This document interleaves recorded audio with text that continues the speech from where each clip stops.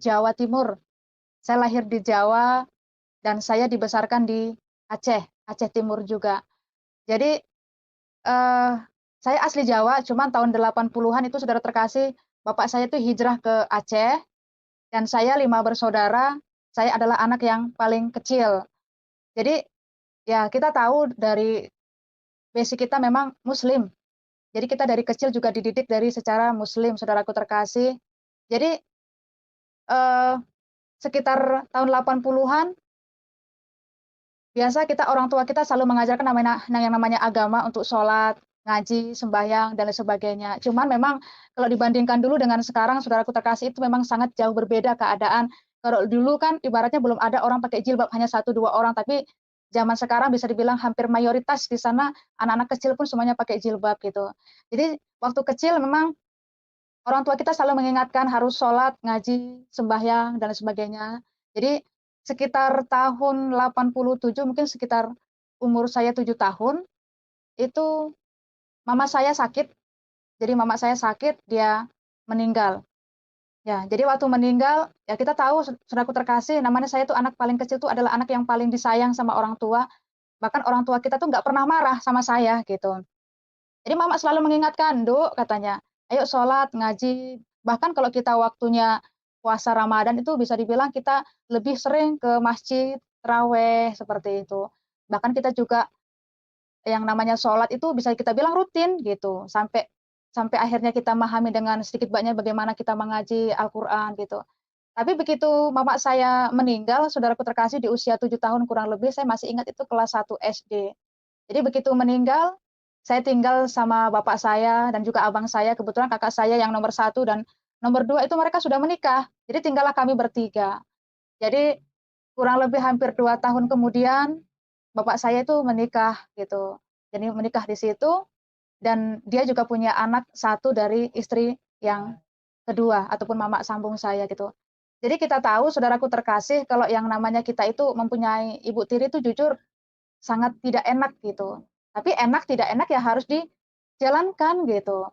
Jadi waktu bapak saya menikah, yang dulunya bapak saya itu sayang sama saya, begitu menikah itu saudaraku terkasih, bisa dibilang 180 derajat itu berubah gitu loh. Dan dia bisa bilang, udah nggak sayang lagi sama saya gitu. Apalagi ya kita tahu saudaraku terkasih kalau mama tiri itu adalah orang yang tidak takut sama Tuhan, otomatis suami itu bisa dibilang jadi dibawa ketiak istri gitu. Jadi akhirnya begitu menikah, bahkan saya untuk masuk ke rumah saya sendiri aja saya nggak bisa gitu, susah. Kadang kita pulang sekolah juga paling cuma kita bisa hanya masuk dari dapur, ganti baju, bahkan makan kita untuk siang aja kita udah dijatah di piring seperti itu sampai berapa tahun seperti itu saudaraku terkasih. Jadi kita merasakan ada ketekanan-ketekanan batin gitu. Jadi suatu kali, eee, saya pernah mencuri uang abang saya, itu sekitar 200 perak pada zaman dulu karena abang saya ini kan hobi menyimpan uang ataupun menabung gitu. Jadi waktu hilang 200 ini mungkin belum ketahuan gitu, artinya orang cuma sedikit gitu nggak masalah gitu. Sekitar 1 bulan kemudian, uang abang saya yang di celengan ini hilang semuanya gitu. Begitu hilang semuanya waktu saya pulang dari main, tiba-tiba mama tiri saya tuh bilang begini, saya dimarah-marahin saudaraku, dibilang katanya saya pembohong, dibilangnya saya mencuri uang, "Kemana uang itu? Kenapa kau suka mencuri uang abangmu?" Katanya gitu. Saya bilang sama mama tiri saya tidak mencuri uang gitu. Tapi mama tiri saya nggak percaya, saudaraku terkasih. Jadi akhirnya bapak saya tuh keluar dari, dapur, saya waktu itu masih di belakang belakang rumah gitu. Jadi bapak saya tuh tanpa bertanya, tanpa basa-basi, tiba-tiba mengambil parang, saudaraku terkasih, kebetulan di belakang rumah itu ada, beberapa pohon katu. Gitu. Jadi kita tahu pohon katu ini saudaraku terkasih tidak bisa dipotong dengan tangan terkecuali pakai pisau gitu. Jadi akhirnya bapak saya itu mengambil parang, dipotongnya sekitar ada 5 dahan daun katu, begitu dipotong 5 dahan ini langsung dipukulkanlah ke badan saya. Dipukulkan ke badan saya, ke kaki saya, itu akhirnya semuanya pada biru-biru gitu. Tapi yang lebih ngerinya saudaraku yang terkasih, di situ saya rasakan, kenapa bapak ini nggak bertanya dulu gitu loh, saya mencuri atau tidak, tanpa basa-basi dia langsung dipukulinya saya gitu.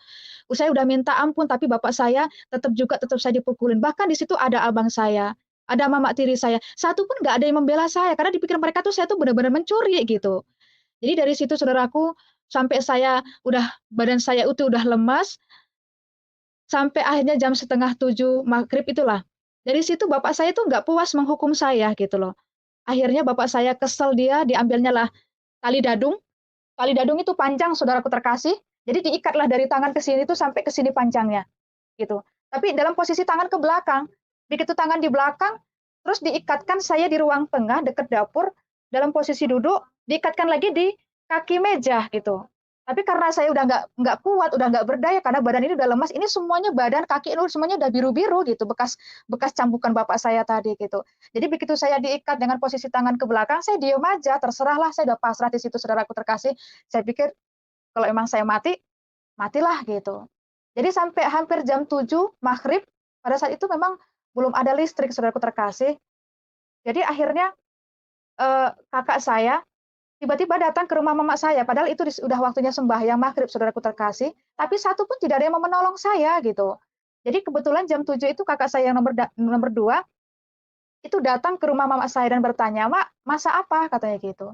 "Itu ada di dapur, lihat aja," gitu. Jadi akhirnya kakak saya itu pergi ke dapur, begitu dia lewat, saudaraku terkasih, lewat pintu, tersenggollah kaki saya itu yang sudah dingin gitu. Akhirnya kakak saya itu kembali lagi, dia ngambil lampu. Dia pikir, "Ini ada apa kok dingin-dingin?" gitu. Rupanya begitu dilihat, saudaraku terkasih, itulah saya yang sudah lemas, lunglai lah gitu. Begitu dilihat kakak saya dalam keadaan seperti itu, akhirnya kakak saya menangis gitu. Dia bertanya, sama mama, sama bapak, "Kenapa adik saya seperti ini?" Tapi mereka diam aja gitu. Udah jam 7 malam, enggak entah disuruh sembahyang, entah disuruh makan, enggak ada sama sekali gitu. Begitu saya diikat, ditinggal mereka semuanya gitu. Tapi itulah, mungkin jalannya Allah dulu Tuhan izinkan saya seperti itu, dapat pertolongan lah dari kakak saya yang nomor 2.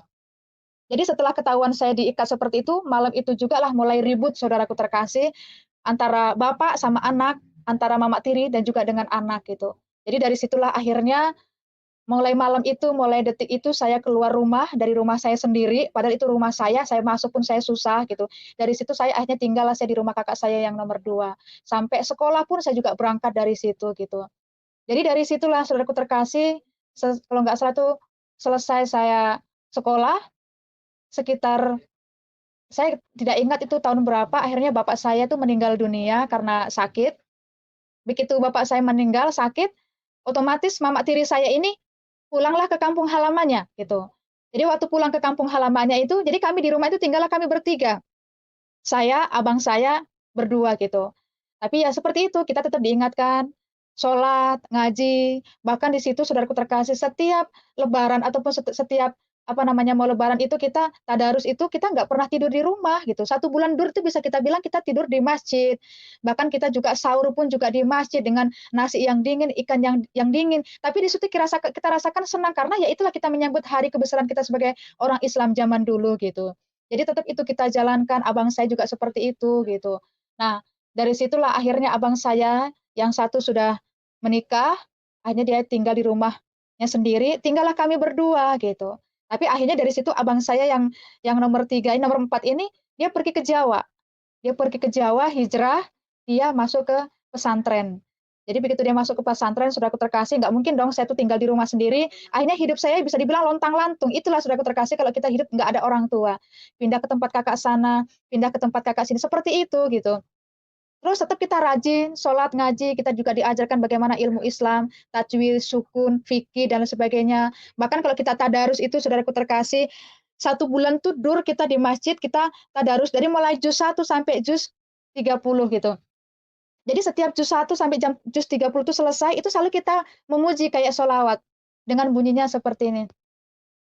Juz fasayat aku lulama aku lulau. Juz fasayat aku lulama aku lulau.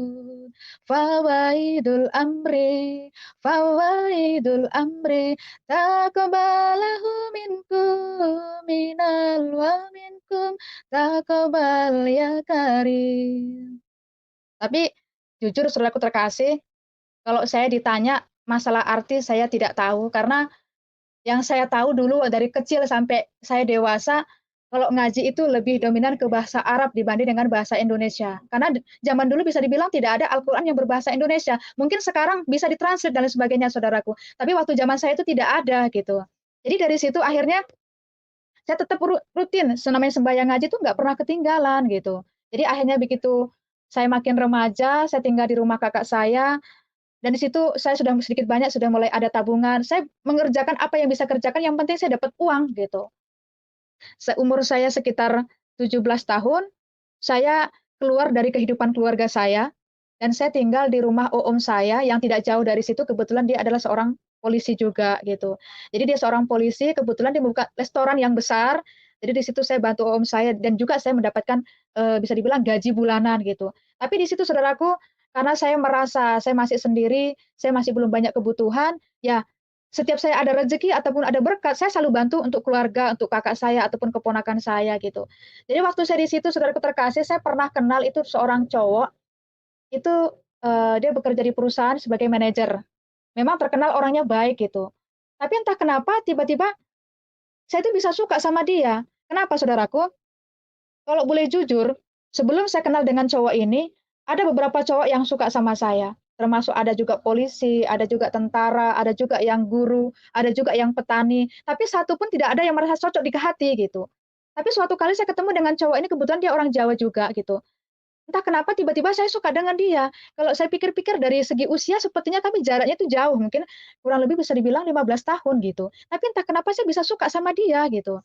Entah mungkin dia pakai magic guna-guna saya tidak tahu. Nah, suatu ketika, hubungan kami memang serius gitu, cuman saya pernah bertanya sama dia, "Mas, jujur dulu, Mas sudah punya istri belum?" Gitu. Saya tanya sampai berapa kali, dia selalu jawabannya dia bilang, "Saya belum punya istri," gitu.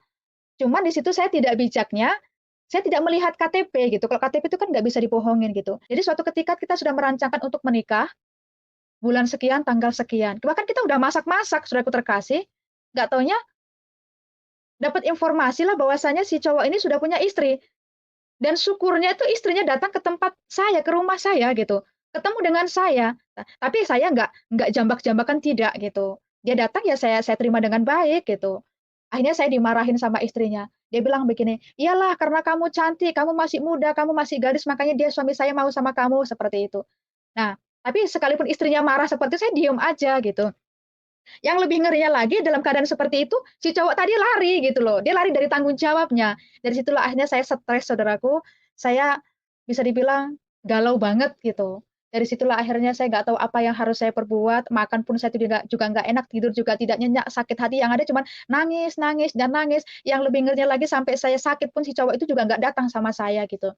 Setelah saya berapa minggu saya rasakan sakit hati seperti itu, akhirnya si cowok tadi saya cari gitu, saya cari di base camp, saya cari informasi di mana. Akhirnya, eee, saya minta uang sama dia, saya ketemu sama dia, saya bilang, "Saya mau pulang ke Jawa." Sebelumnya saudaraku memang cowok ini baik banget karena dia adalah seorang manajer. Manajer kita tahulah gajinya besar. Jadi setiap minggu itu dia selalu datang ke rumah kakak saya, dia selalu kirim kebutuhan saya, dari mulai Pepsodent, sabun, parfum, uang bulanan saya, baju saya, itu selalu dikirim setiap bulan. Bahkan air untuk mandi aja waktu waktu di kampung saya kemarau, air untuk mandi saya aja tuh dikirim gitu loh, itulah saking baiknya. Tapi begitu kita mau menikah nggak jadi, dia lari, ditinggalkan saya gitu loh. Dari situlah akhirnya saya stres, akhirnya saya jumpainlah cowok ini, saya bilang, "Saya minta uang, saya mau pergi ke Jawa," gitu. Akhirnya dikasihlah uang saya sekian juta. Saya akhirnya pergi ke Jawa, saudaraku terkasih, menghilangkan rasa penat tadi, kecewa, sakit hati, dan lain sebagainya. Sebegitu saya sampai di Jawa, saya ketemulah dengan abang saya, kebetulan abang saya itu dia ada di pondok pesantren. Jadi karena dilihatnya saya tuh sedih, stres, akhirnya abang saya tuh pergi ke tempat kiai minta air putih yang dibacakan di WC-WC entah apalah, saya nggak ngerti. Tapi begitu diminum sama saya, memang terjadi kuasa itu, saudaraku terkasih, saya tidak tahu itu kuasa dari mana, tapi yang jelas itu kuasa itu otomatis begitu saya minum air putih tadi itu, dengan sendirinya saya udah nggak ingat lagi yang mantan-mantan cowok tadi yang saya mau menikah tadi jadi lupa gitu.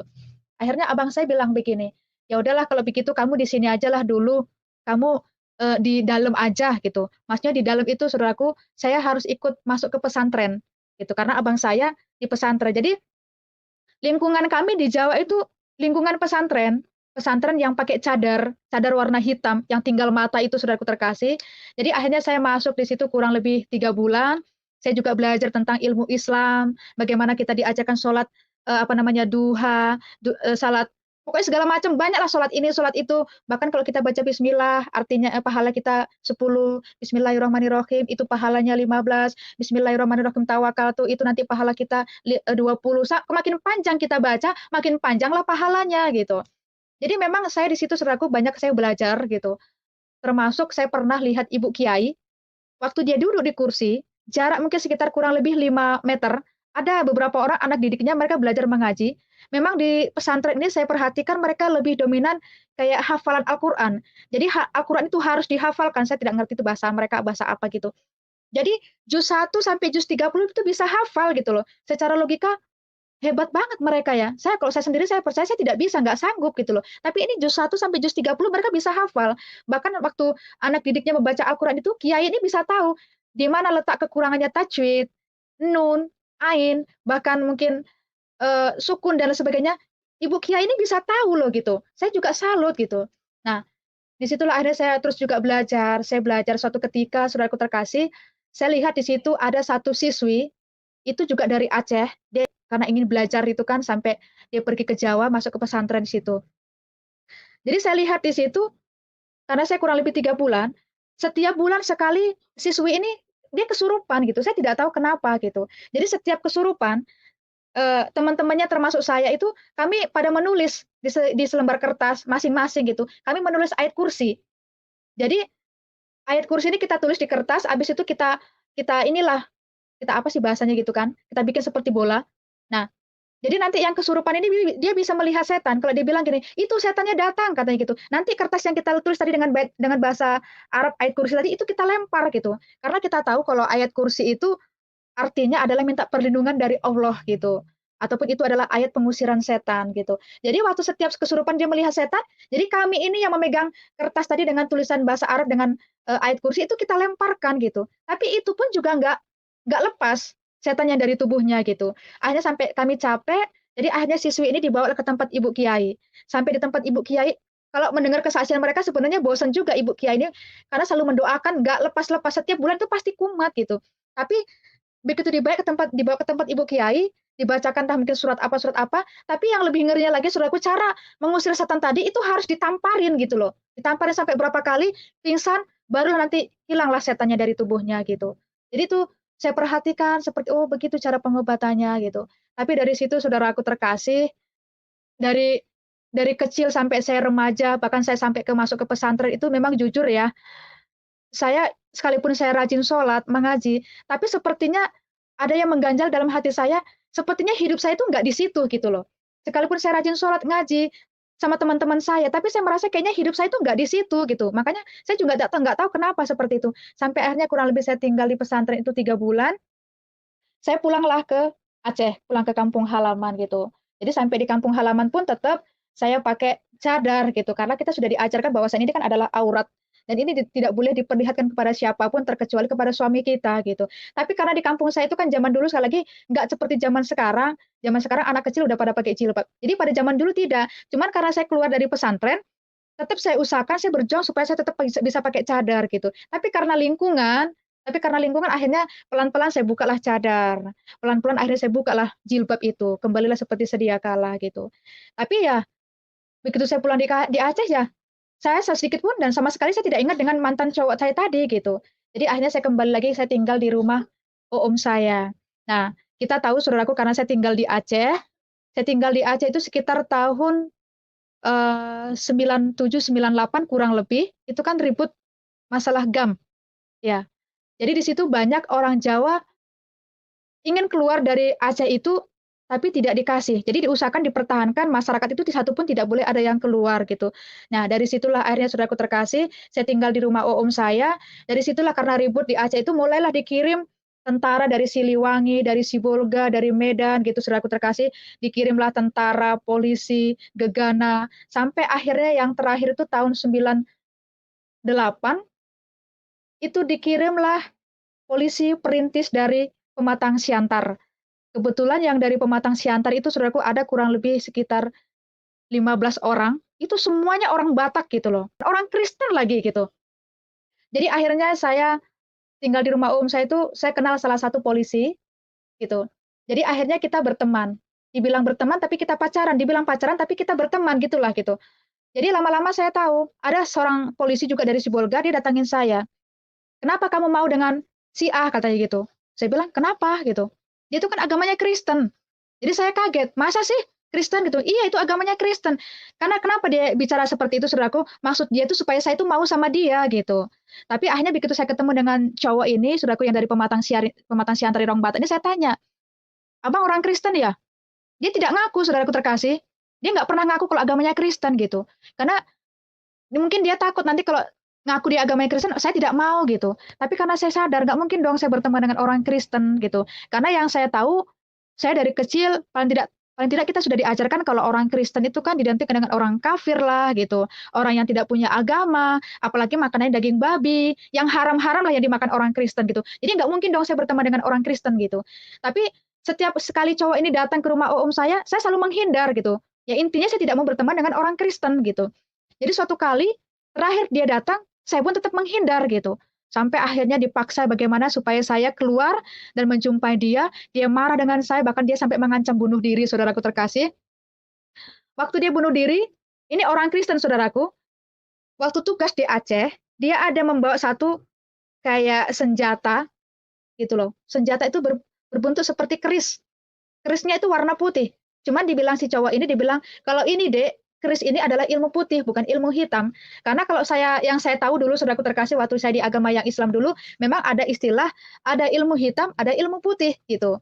Tapi ya, begitu saya mengenal pribadi Yesus yang sekarang, saya punya iman, di luar Yesus itu semuanya hitam, gitu. Tapi kalau anggapan orang lain ya terserah, tapi itu menurut iman kepercayaan saya sekarang, gitu.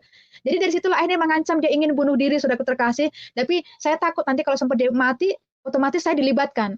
Dari situlah akhirnya saya bujuklah cowok ini, saya bujuk. Akhirnya kita bikin perdamaian, kita bikin kesepakatan. Jadi sampai akhirnya biar bagaimana supaya hubungan tetap berjalan. Akhirnya si cowok ini bilang sama saya begini, kalau begitu ya udah, biar aja saya yang masuk ke Islam. Dia bilang seperti itu. Karena dia bilang katanya saya masuk ke Islam, akhirnya kita berlanjutlah gitu, saudaraku terkasih. Jadi setelah kita jalanilah pacaran ini kurang lebih hampir 1 tahun, sekitar tahun 99, kurang lebih, dia selesai masa tugasnya di Aceh. Akhirnya dia pulanglah ke Pematang Siantar. Nah, sebelum dia pulang ke Pematang Siantar, ada 2 kertas ditinggalkan sama saya, itu adalah 2 alamat. Satu alamat rumah dia, satu alamat orang tua dia, gitu. Nah, 1 bulan kemudian, saya tergerak untuk melangkah ke Medan. Jujur, saudaraku, saya adalah orang yang kuper pergaulan. Saya tidak pernah pergi kemana-mana. Saya tidak tahu Medan itu jaraknya berapa kilometer, berapa jam, Pematang Siantar pun juga saya tidak tahu gitu. Tapi entah kenapa ada gerakan saya untuk melangkah ke Medan gitu loh. Jadi akhirnya saya pergilah ke Medan, saudaraku terkasih. Saya cuma hanya memakai baju itu cuma satu setel sama dompet karena saya pikir itu dekat. Dan itu saya cuma pakai jilbab itu aja gitu. Tapi saudaraku terkasih, ya memang perjuangan saya itu nggak gampang untuk menuju dari Aceh ke Medan, Medan ke Siantar itu sangat sukar gitu. Tapi di situ saya lihat Tuhan itu nggak izinkan saya itu sampai tersesat gitu loh. Jadi ada aja yang Tuhan utus untuk menolong saya. Saya dikasih tumpangan, saya diantar sampai ke Pematang Siantar gitu. Memang pesan si cowok tadi, dia bilang sama saya, Dek, nanti kalau sampai di Pematang Siantar, sampai di perluasan, adik tanya aja nama saya, nama abang. Orang pasti tahu gitu. Tapi memang begitu saya tanya, saudaraku terkasih, memang banyak orang yang tahu gitu. Pas kebetulan sampai di Pematang Siantar, si cowok tadi lagi tugasnya di luar kota gitu. Akhirnya saya tunggu, ya akhirnya memang ketemu juga gitu. Akhirnya saya ketemu dengan cowok tadi, saya dibawalah ke rumahnya, dan saya mau diajak ke tempat orang tua dia gitu. Cuma sebelum saya pergi ke rumah orang tua dia, si cowok ini bilang, Dek, lepas itu, buang itu tutup kepalamu, katanya gitu. Maksudnya saya disuruh buang jilbab saya gitu. Nggak mungkin dong saya buang jilbab saya, akhirnya sebegitu itu saya lipat, saya simpan. Saya dibawalah ke tempat orang tua dia. Nah, waktu saya masuk ke rumah orang tua dia, memang sebenarnya rumahnya besar, tapi saya dibawa ke ruang tamu, dan itu ruang tamunya juga kecil gitu. Cuman di tengah-tengah itu ada 2 daun pintu yang lebar, besar, dan itu juga tinggi gitu. Jadi waktu saya datang ke rumah bapak calon mertua saya, puji Tuhan sambutannya baik gitu. Bahkan juga bapak saya itu senang dengan kalau saya datang ke rumah beliau gitu. Jadi waktu dia sharing sama saya, terakhir dia bertanya begini, Suci, kalau di Islam itu kan ada kan sembahyang Isya, katanya gitu. Saya jawab, ada Pak. Ya, itulah yang kami sembah. Isa Al-Masih ataupun Isa alaihi salam. Cuman memang pada saat itu saudaraku saya nggak mudeng, saya nggak ngerti apa yang dibilang Bapak itu gitu. Nah, waktu kami sharing, dibukalah 2 daun pintu yang di tengah tadi, rupanya di belakang itu luas, panjang lebar, dan di situ banyak kursi gitu. Saya perhatikan apa itu, nggak taunya itu adalah gereja, saudaraku terkasih. Nggak tanya si cowok tadi ini adalah anak pendeta gitu. Jadi memang pernah si cowok ini cerita waktu di Aceh, dia pernah bilang begini, dia memang sedikit banyak menceritakan tentang Yesus gitu. Dia bilang sama saya gini, dulu waktu saya sebelum jadi polisi, bapak saya itu ngomong dulu sama Tuhan katanya gitu. Boleh nggak anak saya itu jadi polisi gitu. Terus dijawab sama Tuhan boleh. Makanya jadilah saya polisi. Cuman saya heran, masa iya sih orang Kristen bisa bicara dengan Tuhan gitu. Begitu saya ke Siantar ini saudaraku, saya heran. Begitu saya lihat rupanya dia itu adalah anak pendeta gitu. Jadi suatu ketika hari Minggu, saya diajaklah ke gereja sama kakak ipar dia gitu. Jadi saya dikasihlah uang itu 500 gopek-gopek koin gitu. Dia bilang gini, nanti dia itu untuk kolekte ya, katanya gitu. Apa itu kolekte? Untuk durung-durung, dia bilang gitu. Apa itu durung-durung? Untuk persembahan. Apa itu persembahan? Karena saya nggak ngerti gitu loh. Jadi sampai akhir kakak saya itu marah, udahlah nanti di sana dimintain uang gitu. Jadi akhirnya saya pergi ke gereja, saudaraku terkasih. Begitu saya masuk ke gereja, saya teringat dengan si cowok tadi. Padahal awalnya kesepakatan kita, si cowok ini yang masuk ke Islam. Kenapa saya jadi masuk ke Kristen gitu. Tapi dari situ akhirnya saya lupakan. Begitu saya masuk ke gereja, kebetulan mereka adalah aliran Pentakosta. Jadi mereka sedang bernyanyi puji-pujian lah gitu, saya nggak ngerti. Jadi begitu saya masuk ke gereja itu pertama kali, saudaraku, memang agak heran karena ada yang tepuk tangan, ada yang menangis, ada yang begini-begini lah gitu. Cuma di situ saya merasakan ada seperti kedamaian tersendiri gitu. Lagu yang pertama, lagu Nikita yang saya dengar itu adalah lagu tentang kasih dari surga gitu.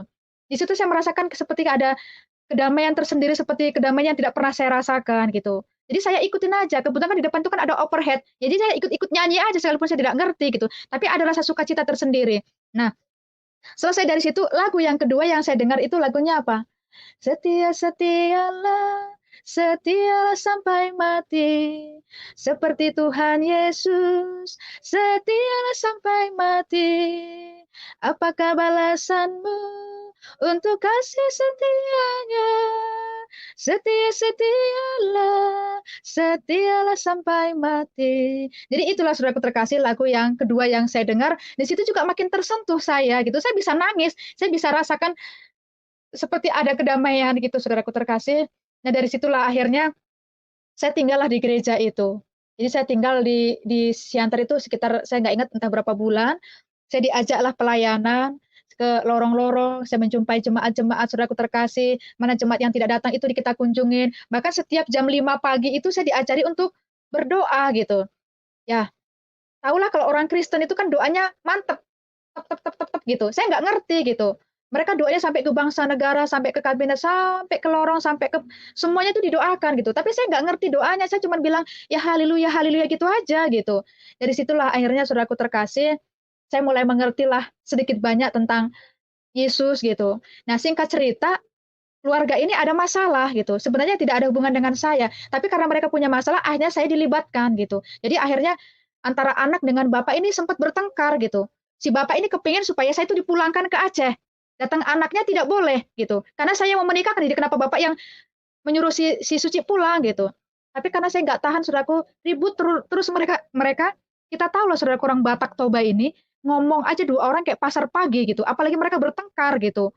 Jadi situlah akhirnya setiap si cowok tadi pulang dinas, saya anjul lah gitu bahasa Bataknya, saya bujuk dia, saya merengek dia, maksudnya biar saya diizinkan saya pulang ke Aceh gitu.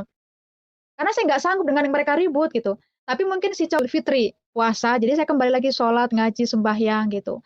Tapi setelah saya ikutin di situ saudaraku, saya tidak tahu ini datang suara, tapi saya tidak tahu itu suara siapa. Suara itu jelas ke telinga saya mengatakan bahwasanya aku tuh disuruh keluar dari Aceh gitu.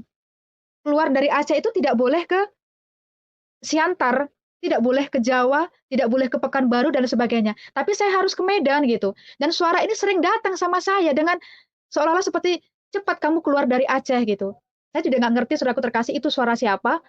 Dari situlah akhirnya karena dorongan itu sangat kuat, akhirnya saya berzikir, saya bersolawat, saya panggil, "Ya Allah, tunjukkanlah jalanmu, bukalah jalanmu ya Allah supaya saya bisa keluar dari Aceh ini." Saya panggil Muhammad dan lain sebagainya, saudaraku. Saya berdoa kurang lebih selama 2 bulan.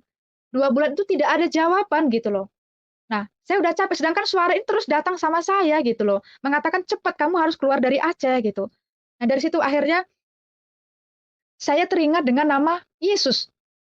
Saya teringat dengan nama itu. Akhirnya saya panggillah nama Yesus, saya bilang begini, "Yesus, kalau memang Engkau Tuhan, tunjukkanlah kuasamu, tunjukkanlah mujizatmu. Aku harus keluar dari Aceh ini. Di situ saudaraku bisa dibilang tidak butuh waktu lama, tidak butuh waktu berminggu-minggu, nggak sampai 1 minggu saudaraku terkasih, Tuhan buka jalan. Saya punya abang angkat itu ada di Langsa. Pernah saya telepon dia, saya bilang, "Ada nggak rencana ke Medan?" "Kenapa?" "Saya mau ke Medan." "Ayo dah, ayo saya antar," gitu. Sampai di Medan saya tinggal di rumah seorang ibu haji, kurang lebih saya tinggal di situ 10 hari. Ibu haji ini pun sayang sama saya, saudaraku. Saya tidak tahu kenapa, ya karena dilihatnya memang saya taat untuk namanya beragama. Sholat, ngaji itu saya tidak pernah ketinggalan, sama sekali tidak pernah ketinggalan. Sholat tahajud pun saya tidak pernah ketinggalan. Kemanapun Al-Quran sama telekuk itu selalu saya bawa, kemanapun saya pergi gitu. Jadi suatu ketika, sore, saya mendengar di belakang rumah Ibu Haji ini seperti ada suara bernyanyi gitu. Seperti orang menghafalkan seperti do re mi do re mi do re mi. Tapi nggak ngerti, tapi mereka bernyanyi itu saya merasakan seperti nyaman, seperti enak dan itu bahasanya juga bukan bahasa Indonesia gitu. Tapi saya hanya mendengar nadanya saya merasakan kedamaian tersendiri gitu. Jadi setiap sore mereka latihan saya keluar, saya dengar, enak banget lagunya gitu. Akhirnya saya pernah bertanya gitu, ada apa di belakang rumah ini kok di rumah ibu ini kok selalu ada suara rame gitu. Rupanya dibilang itu adalah gereja saudaraku terkasih, dan itu adalah gerejanya orang Batak, itu adalah gereja HKBP gitu. Nah dari situlah akhirnya saya tinggal di rumah ibu ini cuma 10 hari. Itulah proses Tuhan saudaraku, saya tidak tahu, tapi yang jelas susah-susah gampang, tapi pertolongan Tuhan itu luar biasa. Saya tinggal di situ cuma 10 hari. Ibu ini membujuk saya supaya saya jangan keluar dari situ gitu. Tapi saya keluar dari situ, saya ingatlah, saya pernah punya abang angkat itu Marga Silalahi, dia tinggal di loket PM Toh gitu. Nah, Marga Silalahi ini juga kebetulan dia Islam. Nah, saya langsung menuju ke situ. Saya carilah si Roy tadi. Nah, akhirnya begitu saya jumpa, terus abang ini tanya sama saya gitu, "Oh, udah lama Dek di Medan?" Dia bilang gitu. "Udah Bang." "Kenapa nggak kau panggil abang? Kenapa nggak kau cariin abang?" Kata dia bilang seperti itu. Tapi saya diam karena saya udah dimarahin. Jadi akhirnya saya dibawalah ke rumah orang tua dia, itu di Medan ada di Ayahanda gitu. Kebetulan orang tuanya ini adalah Kristen, juga aliran Pentakosta gitu. Jadi saya tinggal di rumah ibu dia ini kurang lebih 1 tahun gitu. Jadi saya tinggal di situ, abang saya ini yang Islam tadi seminggu sekali dia datang menjumpai saya untuk mengasih uang jajan. Itulah pertolongan Tuhan saudaraku terkasih, ada aja Tuhan untuk memberkati saya gitu. Saya tidak punya uang, tapi abang angkat saya selalu datang memberikan uang jajan gitu. Jadi di rumah itu kita tetap saling menghargai. Setiap maghrib, isya, waktu sholat, ibu saya selalu bilang, "Ci, kok nggak sholat? Ci, kamu nggak sholat?" "Iya Bu, saya sholat," gitu. Setiap hari Minggu, saya juga punya inisiatif, saya harus bangun pagi, karena mereka harus pergi ke gereja, mereka harus sarapan, harus makan, seperti itu. Tapi selama saya tinggal di situ 1 tahun, saudaraku, saya juga tidak pernah ketinggalan yang namanya sholat tahajud gitu. Padahal kalau dipikir-pikir saudaraku terkasih, saya di situ sebatang kara, tidak ada keluarga, saya tidak punya siapa-siapa gitu. Dan saya sembahyang tahajud itu saya sholat, saya tidak pernah minta jodoh, saya tidak pernah minta pekerjaan. Cuman satu yang saya minta itu sama Allah itu, tunjukkan aku jalan yang benar gitu. Saya berdoa, "Ya Allah, tunjukkanlah aku jalan yang benar, jalan yang lurus, jalan mana yang harus saya tempuh." Sekali lagi saudaraku, saya tidak minta jodoh gitu. Cuman itu satu jalan kebenaran tadi gitu. Jadi dari situlah akhirnya saya tidak tahu itu suara itu kembali lagi datang sama saya. Setiap bapak sama mama saya pergi, di rumah itu kosong, saudaraku terkasih, suara itu datang sama saya mengatakan, saya disuruh buka Alkitab. Saya diajari, saya suruh membaca Alkitab gitu, saudaraku. Jadi begitu saya baca, dari mulai Kejadian 1 pasal, saya buka lagi ke Matius, karena saya nggak ngerti cara bacanya itu bagaimana. Tapi dari situ saya mulai tersentuh gitu, karena Alkitabnya orang Kristen itu berurutan, dari awal penciptaan sampai penutupan dunia ini sudah tertulis, dari mulai Kejadian sampai Wahyu. Memang saya tidak sampai selesai, tapi di situlah saya belajar, saya rimang-rimang, kok isinya indah ya, isinya enak ya gitu. Bahkan di situ juga saya mulai mengerti bagaimana kalau di Al-Quran itu yang selama ini saya pelajarin, anak yang dipersembahkan eee, Nabi Ibrahim ataupun Bapak Abraham kan kalau di Islam itu adalah Ismail. Tapi begitu saya baca di Alkitab itu bahwasanya anak yang dipersembahkan itu adalah Isa gitu. Tapi dari situlah saudaraku, setiap bapak mama saya pergi kerja, suara itu selalu mengajarkan, buka Alkitab, baca Alkitab. Jadi saya bisa dikatakan saudaraku, saya masuk Kristen itu bukan karena ada orang yang melayani, tapi lebih dominan suara tadi itu yang mengajari saya gitu. Sampai akhirnya tiba waktunya, saudaraku terkasih, waktu bapak mama saya itu pergi ke gereja, ada dorongan saya itu untuk melangkah ke gereja gitu. Jadi waktu sebelum saya pergi ke gereja, saya menoleh ke kanan kiri, karena saya takut nanti saya diejek teman saya takut nanti dihina, "Oh si Suci udah masuk Kristen dia, udah kafir." Saya takut, saya nggak tangguh nggak saya nggak sanggup nanti mendengar ejekan mereka gitu. Makanya setiap saya pergi gereja, saya melihat kanan kiri. Nah, pertama saya masuk ke gereja waktu di Medan itu, sengaja saya diam-diam saudaraku terkasih, tapi nggak taunya mungkin pendeta itu dari mimbar itu perhatikan saya. Begitu selesai ibadah, tinggal penutupan, pendeta ini tiba-tiba mengundang saya, dipanggilnya saya. Apa kata pendeta ini? Saya undang saudara Suci untuk maju ke depan untuk berdoa syafaat. Jujur saudaraku terkasih, saya tidak mengerti doanya orang Kristen. Saya akui sampai sekarang ini memang doa orang Kristen itu sangat pintar gitu, dan saya tidak mengerti gitu. Tapi karena saya udah terlanjur dipanggil, mau tidak mau saya harus maju ke depan gitu. Jadi akhirnya bapak angkat saya sama ibu saya tadi jadi tahu, padahal saya mau diam-diam gitu. Sampai akhirnya saya berdoa syafaat, apa yang bisa saya doakan ya saya doakan gitu. Sampai akhirnya saya pulang, saya disalamilah sama bapak saya, "Selamat ya, kamu udah mau masuk ke gereja," gitu. Nah dari situlah akhirnya saudaraku, mulailah ada kerinduan saya untuk saya sekolah Alkitab. Di situ akhirnya saya ikutlah istilah orang Batak itu kayak partangyangan, kumpulan kebaktian rumah tangga saya ikutin, kayak KKR saya ikutin. Saya mulai aktif 1 bulan, mulailah terbuka saya untuk sekolah Alkitab. Cuman kerinduan saya sekolah Alkitab itu bukan sekolah yang pada umumnya sampai sekian tahun, saya tidak. Saya ingin cuman perbandingan antara Al-Quran dengan Alkitab gitu loh. Kenapa? Saya perhatikan kayaknya Alkitab dengan Al-Quran itu seperti ada berkesinambungan gitu loh. Bahkan kayaknya Islam dengan Kristen itu seperti kayak kurang cocok gitu. Kalau Kristen dengan Buddha cocok, Kristen dengan agama yang lain cocok. Tapi kenapa kalau Kristen dengan Islam ataupun Islam dengan Kristen sepertinya nggak pernah cocok gitu loh. Disitulah akhirnya saya rindu untuk bisa sekolah Alkitab, ya itulah sekolah perbandingan gitu. Ya puji Tuhan, sekitar 2 minggu kemudian saya ketemu dengan seorang hamba Tuhan yang mengakunya dia adalah basicnya dari Islam masuk ke Kristen. Jadi situlah akhirnya saya belajar, saya juga diajar tentang kembalinya masalah si Ismail tentang Ishak tadi, saya mulai diajarin dan juga saya diajari masalah, eee, hukum perkawinan. Kalau di Islam kan boleh menikah lebih daripada satu gitu, asal mampu memberikan nafkah. Mau istri 5, ya gaji itu harus adil gitu. Tapi kalau menurut saya, manusia itu kan tidak ada yang adil selain daripada Tuhan. Kalaupun kita bilang laki-laki bisa menafkahi istri 5, tapi kalau boleh jujur, kalau ditanya dari istri yang kelima ini, dari hati ke hati, perempuan mana yang sanggup dimadu gitu. Sedangkan saya pribadi, saudaraku terkasih, saya punya pacar. Kalau saya dengar aja pacar saya itu boncengan dengan wanita yang lain, itu aja udah rasa kesel, curiga, marah dan sebagainya. Apalagi nanti suami saya berbagi cinta gitu. Saya tidak sanggup gitu. Tapi disitulah akhirnya diajarkan bahwasanya kalau Kristen itu tidak seperti itu. Kalau Kristen itu satu seumur hidup, boleh menikah kalau pasangan kita itu salah satu sudah meninggal gitu. Jadi situ saya pelajari, makin banyaklah perbendaharaan itu saudaraku terkasih. Di situlah akhirnya saya dibaptis, saya terimalah Yesus sebagai Tuhan dan juru selamat pribadi gitu. Nah dari situ akhirnya saya mulai pelayanan, saya mulai pelayanan sampailah kami mengadakan suatu kumpulan, itu kumpulan kumpulan kedar. Kalau istilah kami dulu kumpulan kedar, mantan-mantan muslim, kita gabung jadi satu. Jadi disitulah kita mulai pelayanan, kita saksikan ke gereja mana, bagaimana saya masuk Kristen, bagaimana teman saya itu masuk Kristen. Disitulah saudaraku terkasih, saya bertemu dengan sahabat saya itu Sandi Abraham. Kalau di channel itu adalah channel JDP.